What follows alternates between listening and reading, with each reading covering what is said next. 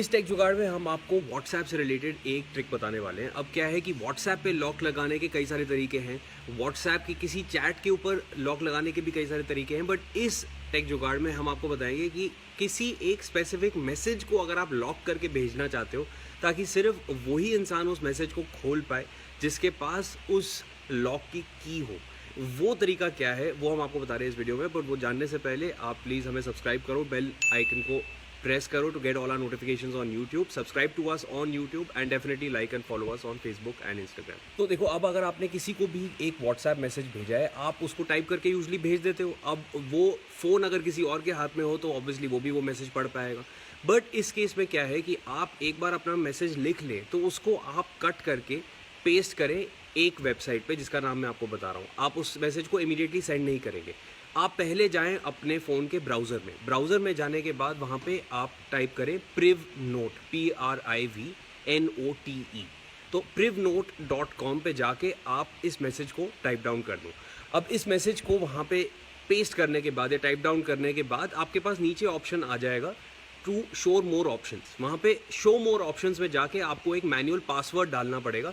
Manual password डालने से पहले आपके पास ऑप्शन होगा कि इस मैसेज को आपने कितनी देर तक एक्टिव रखना है।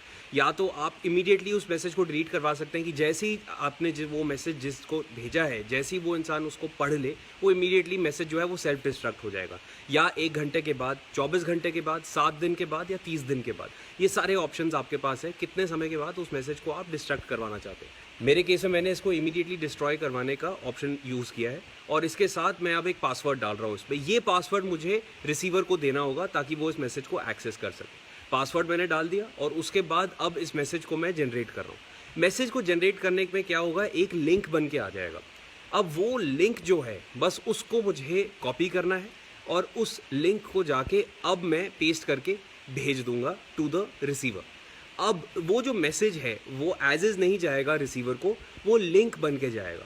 अब रिसीवर जो है उस लिंक पे जब प्रेस करेगा तो वो वापस उसी वेबसाइट पे डायरेक्ट होगा। वेबसाइट पे जाने के बाद आपको जो रिसीवर है उसको वही पासवर्ड डालना पड़ेगा जिसके साथ वो मैसेज जनरेट हुआ है। मैसेज जो है उस पर जैसे ही वो पासवर्ड डालेगा मैसेज अपने आप पॉपअप कर जाएगा। और क्योंकि मैंने इमीडिएटली डिस्ट्रॉय करने का उस पर ऑप्शन यूज़ किया था, मैसेज जैसे ही खुलेगा immediately it will get destroyed, वो बार बार नहीं खुलेगा। अब जो रिसीवर है अगर वो मुझे वैसे ही उसी तरीके से वापस एक मैसेज भेजना चाहता है तो using the same website he can again basically make another message और उसके साथ वो पासवर्ड डाल सकता है और चूज़ कर सकता है कि उसको डिस्ट्रॉय करने का टाइम पीरियड कितना होगा। इस तरीके से बेसिकली क्या होगा कि वेब का एक लिंक जो है वो मैसेज को अपने अंदर होल्ड करके कैरी करेगा और रिसीवर जो है उसको पासवर्ड चाहिए होगा टू रीड द मैसेज।